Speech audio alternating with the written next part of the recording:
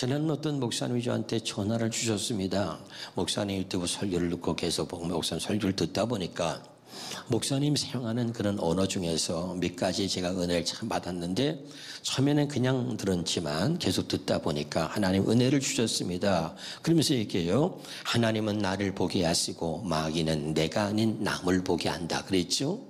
그래서 어느 날 하나님은 정말 나를 보게 하셨습니다. 그래서 내가 어떻게 살아왔는지, 또 내가 어떻게 살고 있는지 하나님이 자신을 보여줬다는 거예요. 그래서 얼마나 울었는지, 그래서 자기가 정말 깨닫고 이렇게 너무나 큰 은혜 받아서 목사님한테 전화를 드리게 됐습니다 하고 전화를 주셨어요.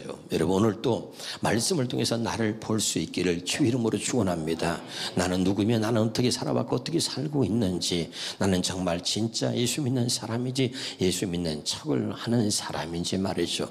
목사인 저도 자신을 날마다 돌아봅니다. 나는 진짜 목사인가, 아니면 목사인 척하는 가짜 목사인가 말이죠. 하나님을 기쁘시게 하는 목사인가, 사람에게 보이려고 하는 목사인가, 이런 것 때문에 또 많이 울기도 하고 나를 하나님 앞에 세워놓고 그리고 늘 기도할 때 있습니다. 여러분, 오늘도 우리가 하나님 앞에 나를 세웠으니 오늘 또 내게 주시는 이 하나님 말씀 하나하나가 주님의 음성으로 우리 모두에게 들려지기를 주 이름으로 축원합니다. 자, 여러분 보면 거기 사도행전 20장 17절 성경을 봐보세요. 거기에 여러분 사도행전 20장 17절 그 위에 빨간 글씨로 뭐라고 쓰여 있죠? 네? 시작. 에베소 장로들에게 고별 설교를 하다, 그렇게 써 있죠. 그렇죠? 이 바울은 말이죠, 우리가 잘 아는 대로 하나님 말씀에 붙잡혀 사는 사람이었습니다. 사도행전 18장 5절에 한번 보면 말이죠. 자, 시작. 실라와 디모데가 마게도냐로부터 내려오매 바울이 하나님의 말씀에 붙잡혀 예수는 그리스도라 증언했다.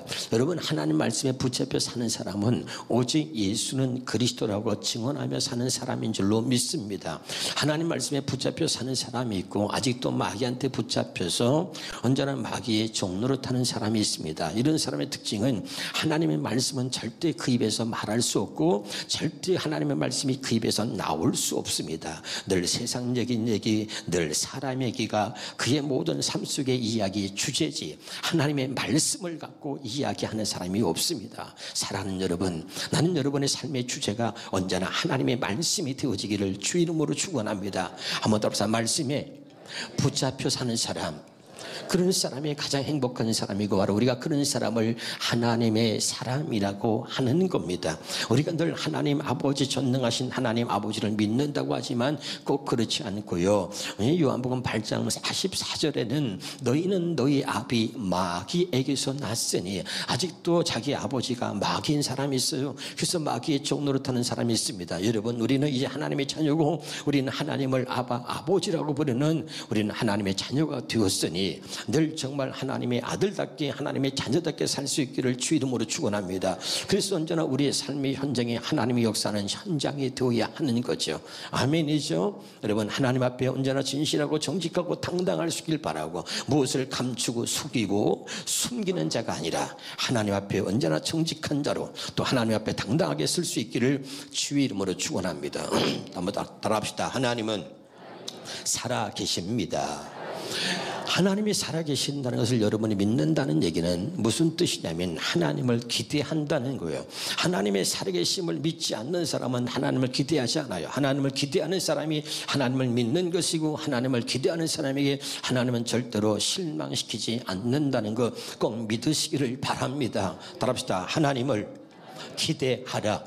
오늘도 하나님이 살아계시고 그 전능하신 하나님이, 나를 사랑하신 하나님이 오늘도 내게 무슨 말씀을 하실지, 오늘도 내게 어떤 은혜를 주실지, 오늘도 내 삶 속에 어떻게 역사하실지 하나님을 기대하는 여러분이 되시길 바랍니다. 나는 날마다 하나님을 기대합니다. 어려움을 당하고 힘든 일을 만나면 하나님이 어디 계시냐고, 그러고서 원망하지 말고 그 환경 가운데서, 그 어려움 가운데, 그 환난 가운데서도 하나님이 어떻게 역사할지, 어떻게 이 속에서 내게 말씀하시고, 이런 환경 가운데서도 어떻게 하나님이 하나님이 나와 함께 하시고 역사하시는지를 기대하라, 그런 말이에요. 믿으면 아멘. 우리는 하나님을 기대하지 않아요. 진짜 하나님을 믿는다는 얘기는 하나님을 날마다 기대하는 거예요. 그분의 살아계심을, 그분이 내 삶 속에 어떻게 역사할지를 기대하는 거예요. 오늘도 여러분 기대하는 여러분에게 오늘도 하나님이 말씀하시고 여러분에게 큰 은혜를 주실 줄로 믿습니다.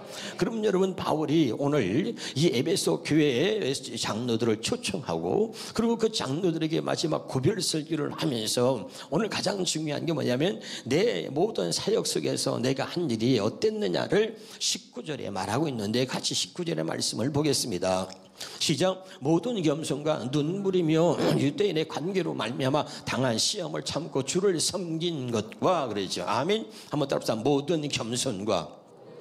여러분, 바울은 모든 사역을 겸손함으로 하나님이 주신 모든 사역을 감당한 줄로 믿습니다. 나도 모르게 타락하고 나도 모르게 교만해져가는 나를 경계하라 그랬어요. 우리는 무엇을 소유하거나 무엇을 좀 알거나 무엇을 갖고 있으면 참 교만하기 십상입니다. 그런데 이 바울은 모든 사역 속에 항상 모든 겸손과 이렇게 시작하고 있잖아요. 겸손이라고 하는 어디부터 나오느냐? 로마서 1장 1절을 보면 말이죠, 바울이 이렇게 고백하죠. 시작. 예수 그리스도의 종 바울은, 그러니까 바울은 예수 그리스도의 종이라고 자신을 소개하는 있는 거죠. 믿으면 아멘. 이 말은 뭐냐면 예수 그리스도가 나의 주인이라는 거죠. 예수님은 나의 주님이라는 거예요. 여러분, 종으로 사는 게 행복한 건 아니에요. 그런데 이 바울은 나는 예수 그리스도의 종으로 사는 게 행복하다, 나는 예수 그리스도의 종이 된 게 영광이다. 내게는 그 종이라는 말은 예수가 나의 주인이라는 거잖아요. 할렐루야. 진짜 여러분, 종으로 사는 그런 행복한 삶이 저와 여러분에 있길 바랍니다. 그러면 종으로 산다는 얘기는 뭐냐면 내게 주인이 있다는 거예요. 한번 따라 합시다. 자, 주인을 섬긴다는 의식이 없이는 종이 될 수 없다. 다시요. 주인을 발견하지 않은 사람은 종이 될 수 없다. 이 바울이 주인을 발견한 거예요. 그게 주 예수 그리스도입니다. 할렐루야. 나의 주 그리스도 나를 속량했으니. 아멘. 나의 주 그리스도, 예수님이 나의 주인이 되었다는 거예요. 그리고 예수님을 나의 주인으로 발견한 거예요. 그리고 기꺼이 나는 그 예수 그리스도의 종이 되겠다고, 그리고 그걸 자랑스럽게 영광스럽게 생각하며 종의 삶을 살았던 거예요. 그 바울의 겸손은 어디서 나왔느냐? 예수 그리스도의 종이라고 하는 스스로의 고백 속에서 나오는 거예요. 종은 자기 주장이 없는 거예요. 종은 주인을 위해서 사는 거예요. 종은 주인의 뜻대로 사는 거예요. 종은 자기 소유가 없어요. 종은 오직 주인만 드러내고 주인만 있는 거예요. 깨달으시길 바랍니다. 그래서 그가 겸손했다는 얘기는 예수 그리스도 그분이 나의 주인이라고 하는 그런 철저한 의식 속에서 그의 겸손이 이루어졌던 거예요. 오늘 깨달으시기를 바랍니다. 예수님을 주님으로 섬기는 저와 여러분에게 이런 겸손이 우리에게 있기를 주 이름으로 축원합니다.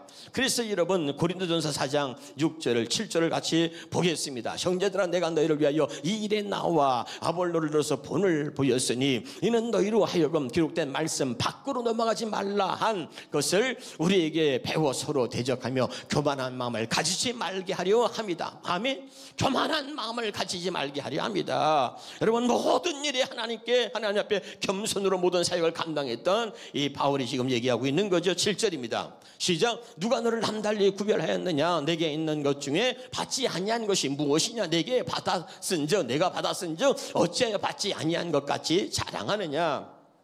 여러분, 우리 모두에게 주신 이 모든 것들은 하나님이 주신 줄로 믿으시기를 주 이름으로 축원합니다. 하나님이 우리에게 건강도 주셨습니다. 아멘 합시다. 하나님 우리에게 물질도 주셨습니다. 하나님 우리에게 자녀도 주셨습니다. 내게 있는 모든 것은 하나님이 주신 것입니다. 할렐루야. 이것이 예수님을 주인으로 섬기는 사람들의 고백이 되어야 하는 것입니다. 아멘이죠. 바울은 그것을 이야기하고 있는 거죠. 그래서 모든 것들이 주님으로부터 왔기 때문에 난 자랑할 것이 없다. 그래서 사도행전 20장 24절에 하시오. 내가 달려갈 길과 주 예수께 받은 사명 곧 하나님의 은혜의 복음을 증언하는 일을 마치려 하면은 나의 생명조차 조금도 귀한 것을 여기지 않는데 왜? 나의 생명 또 하나님이 주신 것이다 이 말이죠. 믿으면 아멘. 그래서 이 바울이 이런 고백을 하고 있는 거예요. 사도행전 20장 33절입니다. 시작. 내가 아무의 은이나 금이나 의복을 탐하지 아니하였다. 그는 철저하게 종된 삶을 살면서 나는 아무 은이나 금이나 의복을 탐한 일이 없다는 거죠. 할렐루야. 제가 20장을 쭉 묵상하고 보면서 말이죠, 제가 이 설교를 할 수 있을까 이런 생각을 가지고 그냥 앉아서 말씀을 쳐다보고 있다가 눈물만 주르르 흘렸습니다. 말씀을 말이죠, 아주 언어의 달변으로 말이죠, 정말 능숙능란하게 말이죠, 말씀을 전할 수 있어요. 그런데 이 말씀 하나하나가 내 가슴을 찔렀어요.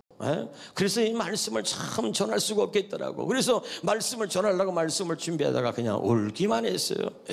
내가 이렇게 살 수 있을까? 은이나 금이나 또는 의복을 하나도 탐하지 않았다. 그리고 나는 나의 달려갈 길과 주 예수께 받은 사명 그 일을 감당하기 위해서 난 목숨도 버릴 수 있다. 그러고선 그 받은 사명에 대해서 그렇게 대단한 각오를 갖고는 이 바울처럼, 나는 이 바울처럼 살 수 있을까? 이런 모습을 가질 수 있을까? 이런 것들이 저에게 굉장히 큰 부담이 됐어요. 그래서 울면서 제가, 하나님 제가 이렇게 살 수 있습니까? 나는 진짜 목사입니까? 목사인 척하는 목사입니까? 나는 사람에게 보이는 목사입니까? 하나님을 기쁘시게 하는 하나님의 종입니까?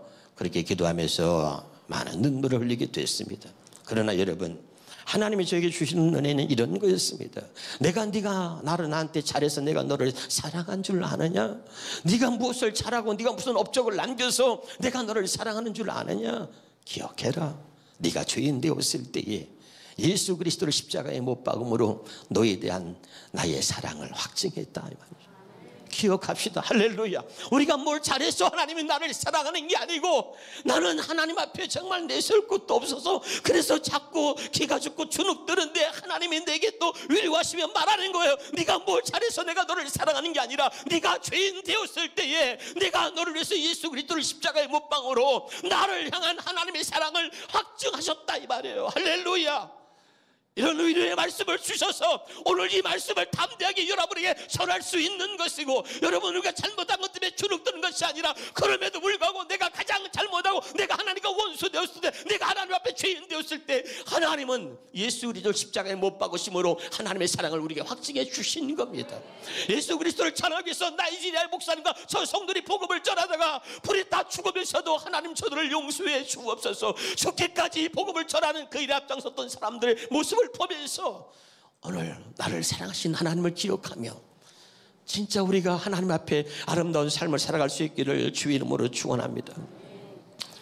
두 번째, 다시 한번 우리가 사도행전 20장 19절 한번 보겠습니다. 곧 모든 겸손과 그 다음에 눈물이며, 이 바울의 사역은 말이죠, 그의 모든 사역에 눈물이 있었다는 얘기는 정말 자기의 온 삶을 다하여 온 마음을 다하여 성도들에게 복음을 전하고 그 모든 하나님이 주신 사명을 감당했다는 것을 이야기하고 있는 거지요. 자, 사도행전 20장 31절을 보겠습니다. 그러므로 여러분이 일깨워 내가 3년이나 밤낮 쉬지 않고 눈물로 각 사람을 훈계하던 것을 기억하라.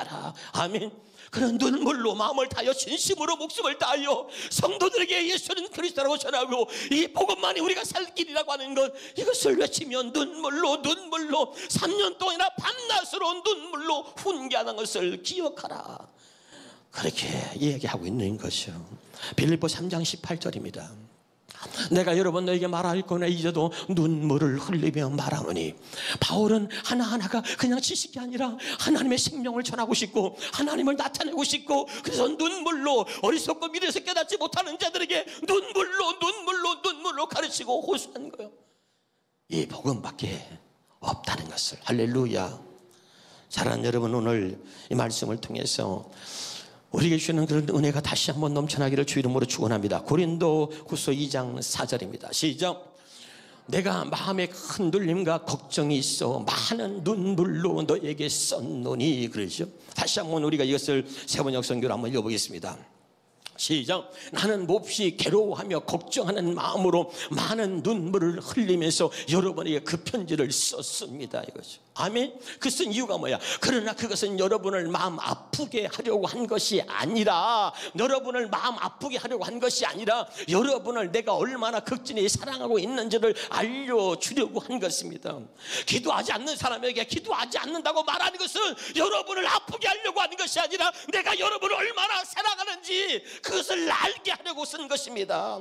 내가 여러분을 사랑하지 않는다면 기도하라고 말할 이유도 없고 하나님 앞에 이렇게 살아야 됩니다 라고 말할 이유가 없다 이 말이죠. 그건 여러분을 책망하려고 하는 것이 아니라 여러분을 사랑하기 때문에 내가 이렇게 눈물로 말하고 있다는 것을 얘기하는 거예요.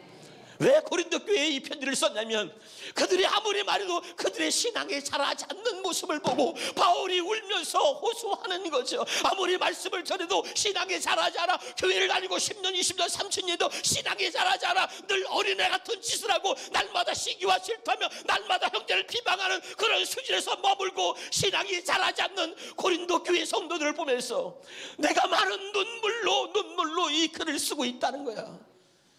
아멘이죠. 그것은 내가 여러분을 책망하려고 하는 것이 아닙니다. 여러분을 얼마나 사랑하는지 그것을 알게 하려고 나는 이 글을 쓰고 있습니다. 사랑하는 여러분, 오늘 하나님이 여러분을 얼마나 사랑하시는지 말씀을 통해서 여러분이 깨달아갈 수 있기를 주 이름으로 축원합니다. 말씀을 들을 때 주눅 들지 말고 여러분 그 말씀을 통해서 하나님이 나를 얼마나 사랑하시는지, 그래서 오늘 또 내게 이렇게 말씀하신다는 것을 깨달아 알아갈 수 있기를 주 이름으로 축원합니다. 그래서 바울은 늘 그의 사역에 눈물이 있었다. 온 마음을 다하여 성도를 하나님의 말씀 앞에 세우려고 하는 그런 애씀이 그에게 있었다 이 말이죠. 사도행전 20장 19절 다시 한번 보겠습니다.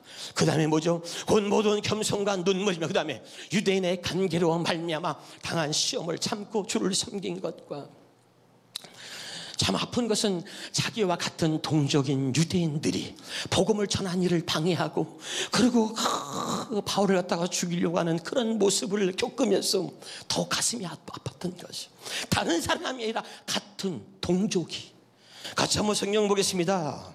데살로니가전서 2장 14절입니다. 현대는 성경을 보겠습니다. 시작. 형제 여러분, 여러분은 그리스도 예수님 안에서 유대에 있는 하나님의 교회들이 자기 동족에게 고난을 받은 것처럼 여러분의 동족에게 핍박을 받았습니다.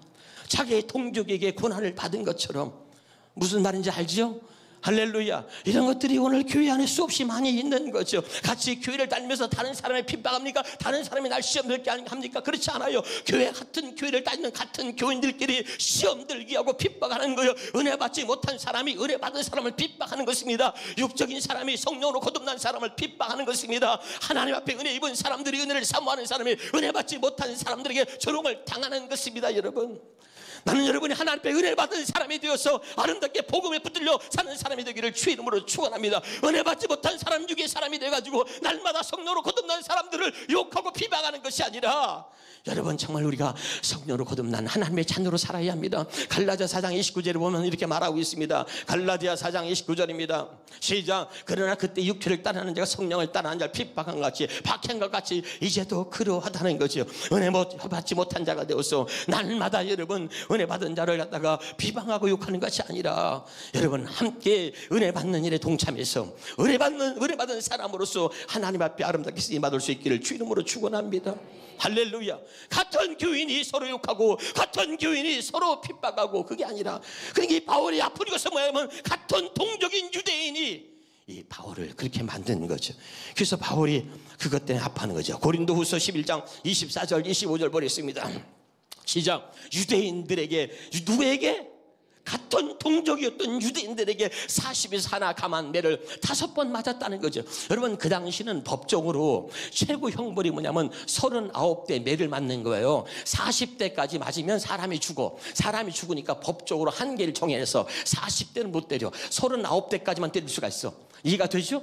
죽기 전까지. 그래서 39대를 때린 거야. 그것이 법정 최고 형벌이야. 그러니까 39대 40에서 하나 감한대를 5번이나 맞아. 누구한테? 자기 동족 유대인에게 맞아. 유대인에게. 그 다음에 25절입니다. 3번 태장으로 맞고 1번 돌로 맞고 3번 파선하고 일주야를 깊은 바다에서 지냈다. 자기 동족에게 그런 고난을 당한 거죠. 그것을 가슴 아파하면서 그러나 주님이 이런 것들을 이기게 하셨다라고 고백하는 거예요. 아멘. 같은 교회를 다니는 사람들끼리 서로 비방하고 서로 욕하고 김집사가 어떻고 박집사가 어떻고 이장로가 어떻고 김권사가 어떻고 박집사가 어떻고 서로 비난하는 거지. 비난하고 또 교회 가더니 또 그 얘기고 또 그 얘기고. 은혜 받지 못한 자들이, 여러분, 은혜 받은 사람들을 알지 못하기 때문에, 육의 사람은 성령이 하는 일을 알지 못하다 성경이 기록하고 있잖아요. 그러니까 늘 그런 일을 일삼는 거죠. 사랑하는 여러분, 오늘 깨달으시길 바랍니다.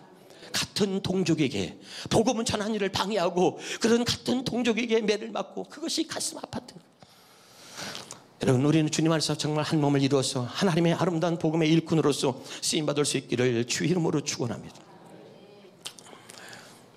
그래서 바울이 마지막에 신신당부하는 장면이 나오는데 사도행전 20장 28절부터 32절까지 세 번역 성경으로 한번 하나씩 읽어보겠습니다. 시작. 여러분은 자기 자신을 잘 살피고, 뭘 살펴요? 자기 자신을 살피고 양떼를 잘 보살피십시오. 성령이 여러분을 양떼 가운데 감독으로 세워서 하나님께서 자기 아들의 피로 사신 교회를 어떻게 돌보게 하셨다. 여러분, 하나님의 아들의 피값으로 세우신 이 교회를 돌볼 수 있기를 주 이름으로 축원합니다. 서로 연약한 성도들을, 양들을, 서로 형제들을 돌보는 아름다움이 있기를 주 이름으로 축원합니다. 누가 교회를 나왔는지 안 나왔는지, 누가 아픈지, 그죠? 그런데 관심이 없는 게 아니라 안 나왔으면 어디가 아픈지, 왜 안 나왔는지 관심을 가지고 우리가 서로 교회를 돌아보는 아름다운 모습이 있어야 할 줄로 믿습니다.